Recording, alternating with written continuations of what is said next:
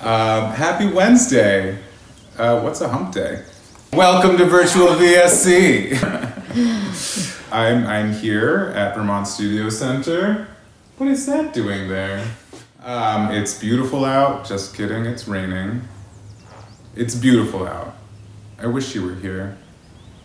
At least I've got Sarah, my roommate. We'll be hearing more from her later. She's interviewing Naomi Gordon-Loebl, correct? Correct. Naomi was a resident this past year. I'm trying to remember what month, but they all kind of blend together. Naomi did one of the best readings I think I ever heard while I was here. That's true. No, it was such a pleasure getting to spend a month with Naomi. I just remember the resident presentation where we were all sitting together and you could almost hear everyone in the room sighing at the same moment in her story, which was just such a magical experience. So I'm really excited to hear what she's been up to, and I'm kind of jealous that Sarah gets to talk to Naomi on this one. Here we go, Sarah.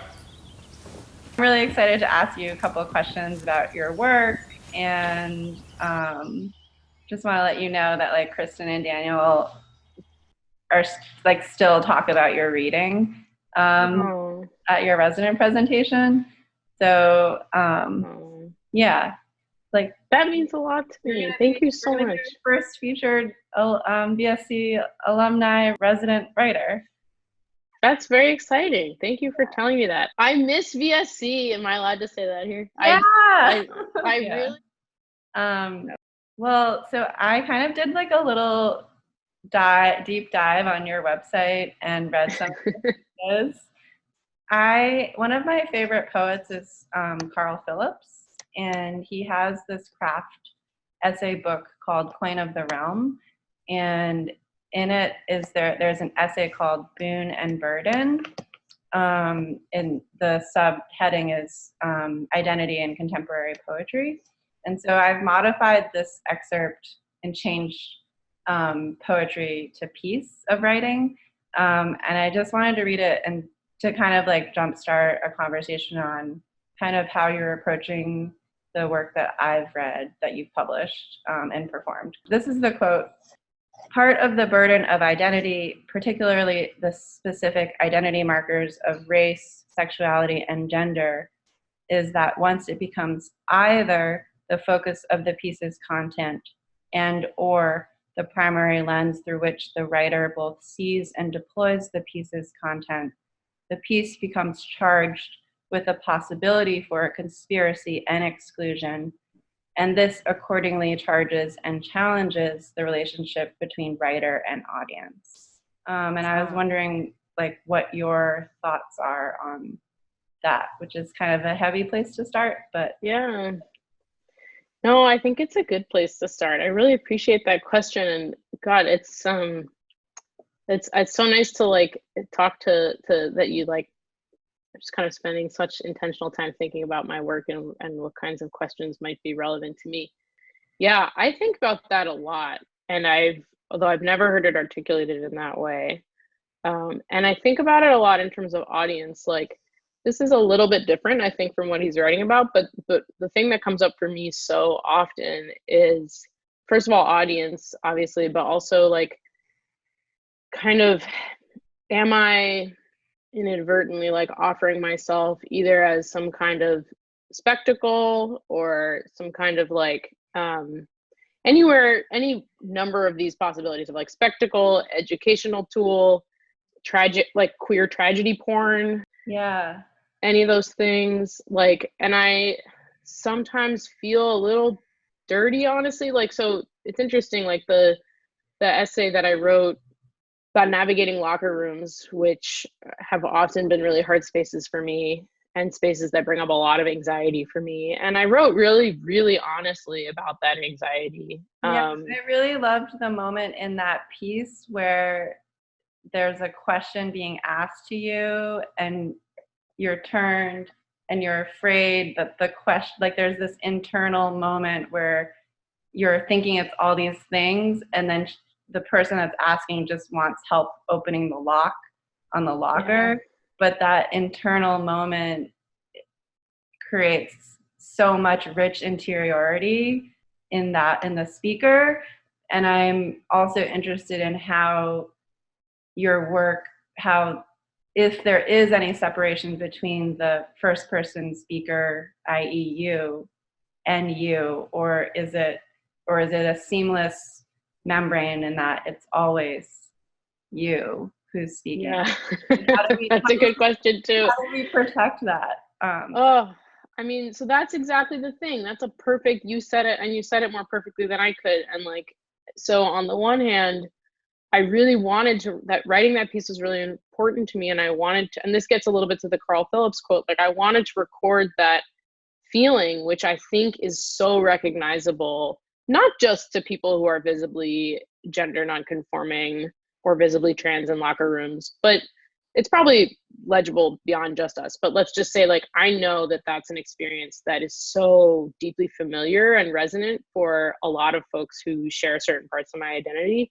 And so in a way, I really wrote that I wrote that for us. Like, I wrote that so that, like, because it was cathartic to be able to name it and get it out of me and onto paper and look at it and sort of have it outside of me. But sometimes when I read it, I've sort of gravitated away from reading that piece aloud because it feels almost like I'm sort of cannibalizing myself in some way, and I'm sort of like opening up kind of some of my trauma a little bit, and like to like, and just kind of like really intimate, vulnerable things about me that, and I have no control over how someone else is going to take it or read it and how they're going to talk about it at their cocktail party later. And of course that's true anytime we're writing about our experiences, but it feels almost, there's something that I know I said this word already, this thing feels a little dirty or a little like kind of self-betraying,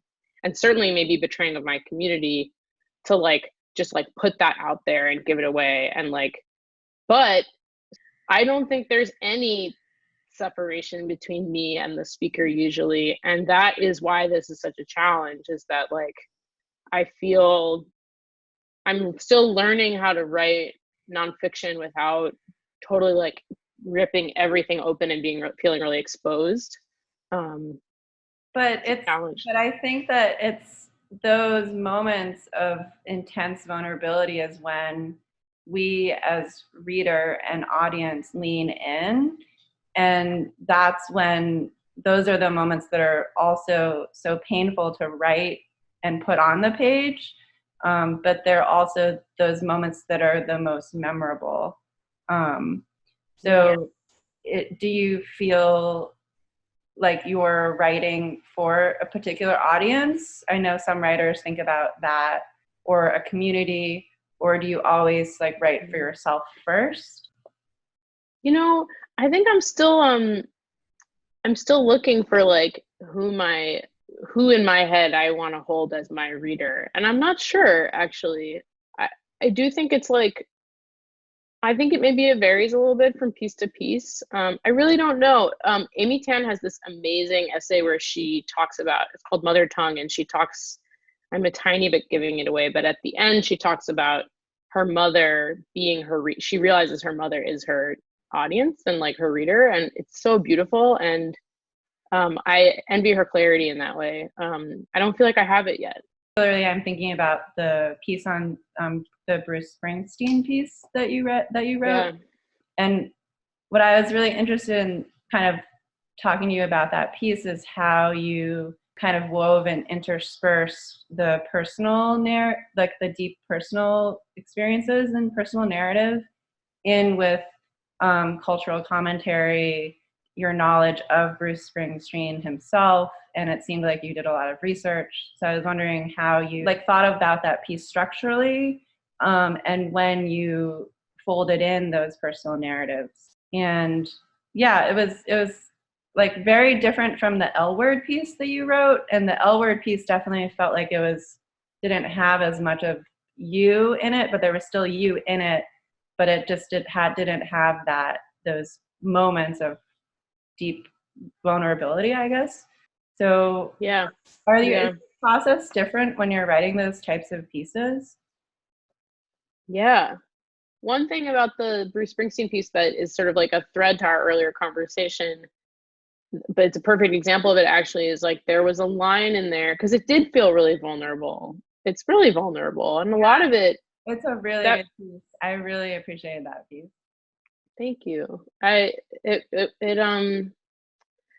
took a long time, and there's all this vulnerable stuff in it, and there was a line in an earlier draft, and it's about me relating to Bruce Springsteen's sort of like some of his sort of self-doubt and self-loathing. And there was I had originally had a much harsher like a line that was much more kind of intense about myself. And as I was reading it, like, I don't know if you've had this experience as a writer. I don't know if this is sort of universal or not. I suspect it might be, where like every time I read it, I just kind of snagged on it. I almost didn't notice myself snagging at first. It just kind of kept getting stuck in my head as I read over it. And then I realized it was because I didn't feel comfortable. It wasn't that it wasn't true. It just like, I didn't really want to put that out into the world. It felt like that was mine. And so the line that ended up in there is still just as true, but it preserves a little more of me for myself. And I think that, anyway, that kind of gets back into our earlier conversation, but it's something that I was thinking about a lot in writing that piece. And I wrote it a couple of years after the locker room piece. And I think the like more measured vulnerability, it's less of a like straight through intense, like here's all this raw stuff about me. But anyway. Yeah, that protection's really important, especially with the type of writing that you're doing, is trying to protect that inner life, that inner quality. I think about protecting my inner life as well, and also like what I'm willing to risk in the work. Yeah, and it is hard because, as you said, sometimes when we are most vulnerable that it is really powerful and compelling and has a resonance. But I think there's a way to balance that with like also protecting yourself. I was wondering if one of the ways you might balance some of that is through humor. There's like a couple light touches, especially in like the Can I See It piece, that I feel like provide those moments of balance. And I was wondering how you see humor as a craft tool.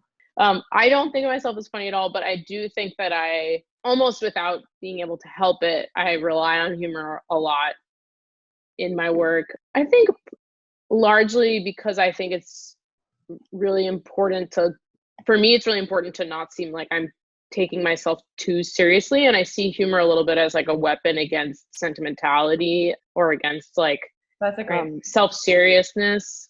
Yeah, and with the Can I See It, it was really cathartic because I was like, this is ridiculous. This whole thing is ridiculous. And I think it's okay to like allow that to coexist with the fact, with like fear and like, real danger. And partly, that piece, which I guess probably if people are listening to us talk, maybe they haven't heard or read it, especially because it hasn't been published anywhere. But so it's like I'm riding in a cab in a kind of scary situation and it involves my body. And I think if I had just written that piece straight through with nothing funny, first of all, it wouldn't be honest. It is funny in some ways. And also it would almost be too much for me, like to write, to read aloud, like it would be too much. So the humor is also it's a bit of mercy, both for me and maybe for anybody reading or listening to it too. You just like really blew my mind to think of humor as mercy for you as a writer and also for the reader or the audience. That is like a level of compassion and empathy for yourself as like a person in the world, and also for anyone else engaging with that piece. How long does it take you between those types of really charged moments in your life? Is there a chunk of time that has taken to write about those things? It's taken me a long time to write about certain things that have happened to me or childhood memory or anything like that. It seems like for me, I need the distance, and I'm wondering if that's the same for you or how. I don't think I could really write about them or have perspective on them without it. And that's a challenge because also I need a lot of I think the thing that gives my work texture is detail. And like sometimes some of the things that I feel finally ready to write about, maybe some of the details, the challenge is kind of holding on to them. But yeah, I totally need space to write about things. I mean, the essay that we were just talking about the thing that happened in the cab, that was, I think it was about 10, 12 years ago. And I definitely could not have written about it then. Or in the Bruce Springsteen essay, I write about my girlfriend and I at the time getting harassed by these frat boys in a car. And it was the right time to write about it now. And that was 14 years ago. The thing that I've been working on most lately, and I have been working on this forever, I feel like I finally understand the use of the word albatross. Like, project has never let me go, but it's actually, I think maybe gonna let me go one of these days soon, because I've been working really hard on it, and I don't know what I'll do when it's over, but I've been working on this really long piece of writing about my uncle who passed away when I was a kid from AIDS. And it's kind of about his generation of queer people and my generation of queer people, and kind of like the effects of the AIDS epidemic on the relationship between our generations, and kind of what was lost between us. And it's gone through so many different iterations. I've never had a piece have this many different lives. Like, it literally, what's in the draft that I'm working on now, I don't think there's almost anything from the earlier drafts. Oh, like, wow.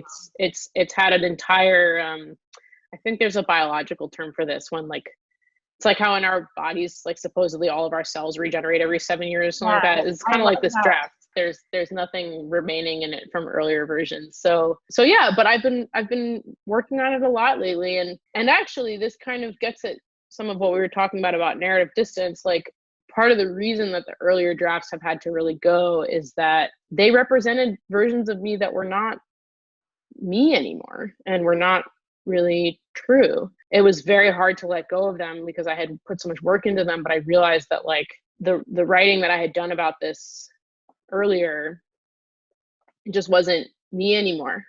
It's funny, like, as I feel like me and the piece are kind of like evolving in tandem in some way.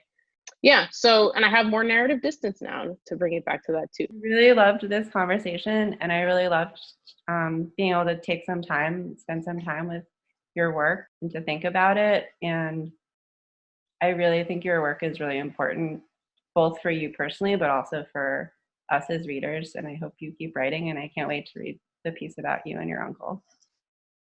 Thank you so much, Sarah. I feel the same way about your work. It's such an honor and a special thing to get to talk to you. And yeah. I really miss VSC, and like have been thinking about it so much, and just wondering what it must be like to be there. How cool you guys are doing this. Like, how creative and thoughtful, and just like what a way to kind of like take what's happening in this moment and do your best to like keep putting art out into the world. So cool. I'm so excited to watch it. Okay. Bye, Sarah. See ya. That was great. God, I miss people.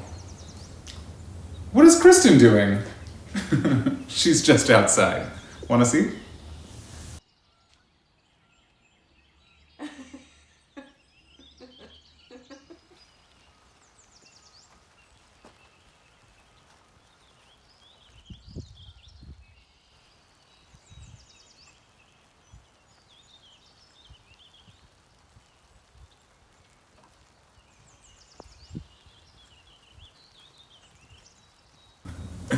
Well, it's been a great day with you guys. Look forward to seeing you again tomorrow. Smell you later.